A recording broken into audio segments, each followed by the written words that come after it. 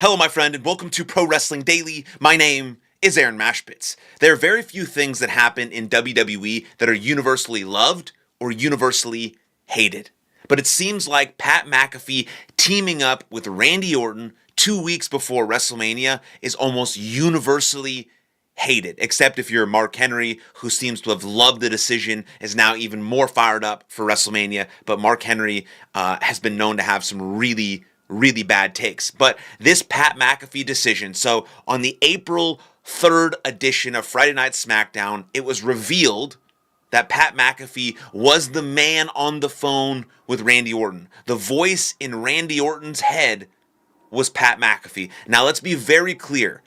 If it was revealed that the voices in Randy Orton's head were just Randy Orton, it would have been better than the reveal of Pat McAfee. If you are going to introduce a new character 2 weeks before WrestleMania, you have to absolutely hit a home run. I didn't even mind kind of the words that Pat McAfee said, right? He's sort of addressing the things that all the people on the internet kind of address. And I didn't love the way he went about it. He kind of buried everything. That's not kind of the approach that I would have taken with the promo. But there is some bits and pieces there that fans will kind of resonate. Okay, they're kind of saying they acknowledge the fact that all these things are happening and they're trying to fix it, but they're not really trying to fix it, but they acknowledge it and maybe they're ignoring it. And so Pat McAfee's kind of playing off that, but he just wasn't the right guy for the situation. If you want someone to do that, it has to be an absolute home run that adds intensity and realness and gravity and like interest in the actual match between Randy Orton and Cody Rhodes.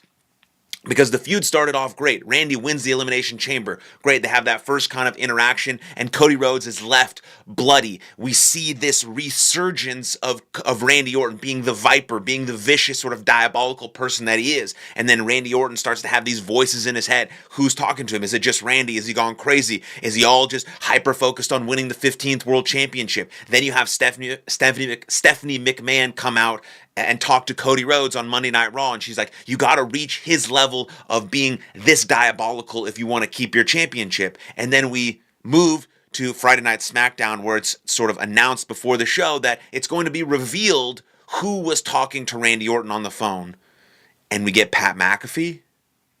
Pat McAfee has been away from WWE for quite some time. He said kind of the business has moved away from him, which was a real thing that Pat McAfee said on his show, and that's probably how he felt. He was a commentator. He has had some matches, Adam Cole, Gunther, things like that. We know he can talk on the microphone. He does that for a living. He's had some pretty good promos in his career, and Pat McAfee it's been well documented that he wants to leave the commentary table and move into like a character type of role. And so I guess this is the role that they decided for him, but I think this was not correct. I think this was not good. I really like Pat McAfee. I respect what he's done in sports media. I respect the sort of the empire and the brand that he's built and how he's worked his way into WWE and ESPN and all these types of things. That's great. But again, 2 weeks before WrestleMania and you need to sell tickets, this is what you do. I think it was a bad decision. Again, it would have been a better choice if they had just revealed that it was Randy Orton's voices inside his own head. Now, the ultimate pick, if healthy, would have been Kevin Owens.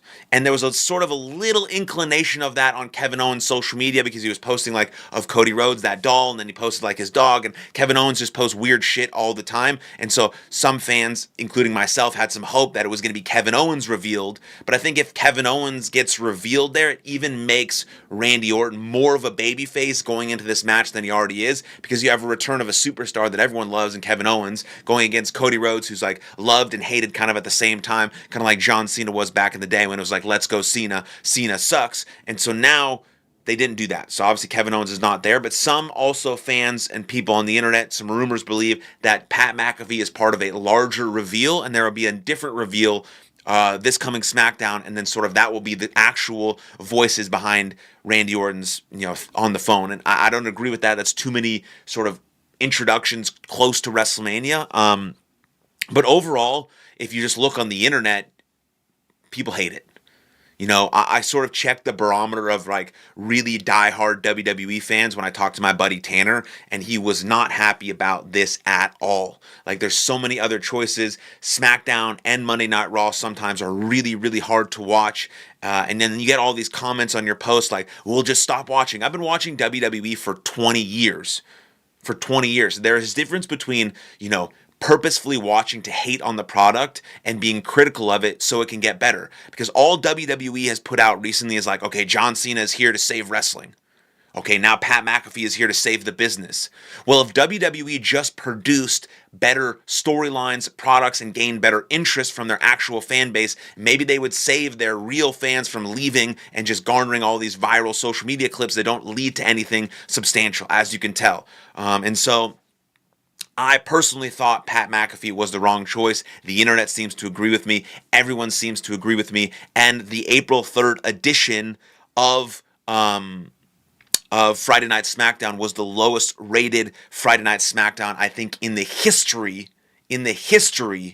of SmackDown, if I read that correctly before jumping on to this video. But let's talk about some rumors, some sources, things that may have led to this decision about Pat McAfee joining Randy Orton. So sources indicate that this was not the call from Triple H or WWE Creative, but a call straight from Ari Emanuel and TKO Brass. McAfee has been expected to return to WWE for quite some time now, and his comments about the business passing him by were all kayfabe. Another source indicates that Ari Emanuel believes that McAfee is a star and will help elevate this program between Orton and Rhodes and get it where it needs to be between his show on ESPN and weekly SmackDown episodes before WrestleMania in 2 weeks.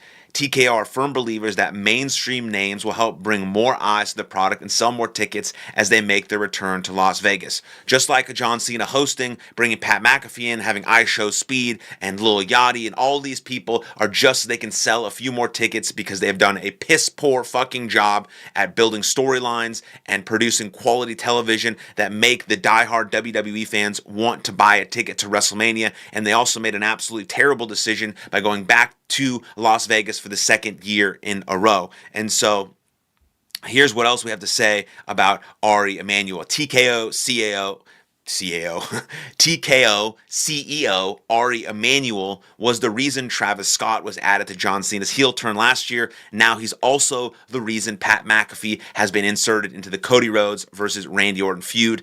TKO is the worst thing to ever happen to WWE. It's hard for me to disagree with that statement. Travis Scott absolutely fucking ruined the John Cena heel turn. It was atrocious. And I'm not going to go straight to that and say Pat McAfee has ruined the Cody Rhodes and Randy Orton feud, but he hasn't made it better. And now he's gone on record saying if Randy Orton does not win his 15th world title at WrestleMania 42, then Pat McAfee will never ever be seen on another wrestling promotion show ever again. So it's almost a guarantee that Randy Orton wins at WrestleMania. Because they're going to keep Pat McAfee around because he has the show on ESPN, and WWE and ESPN are linked. And so now I don't really know who I want to win.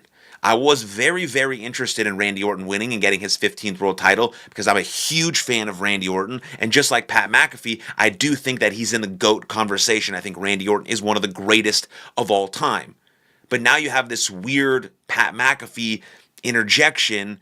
And so do I want Cody Rhodes to win? No, not really. I'm very sick and tired of Cody Rhodes being in the main event scene. I think he needs to remove himself from the main event scene and do something else away from the championship for a while. So I still do want Randy Orton to win technically, which means Randy Orton and Pat McAfee are going to be continuously around for a while. But just randomly inserting Pat McAfee doesn't make a lot of sense to me. And then you think about this. You think about the relationship between TKO and Triple H. It seems like TKO does not trust Triple H. Let's go back to 2024. TKO interferes in the road to WrestleMania and puts The Rock, ignoring the story of Cody Rhodes, to whom Triple H gave the Rumble to save the situation.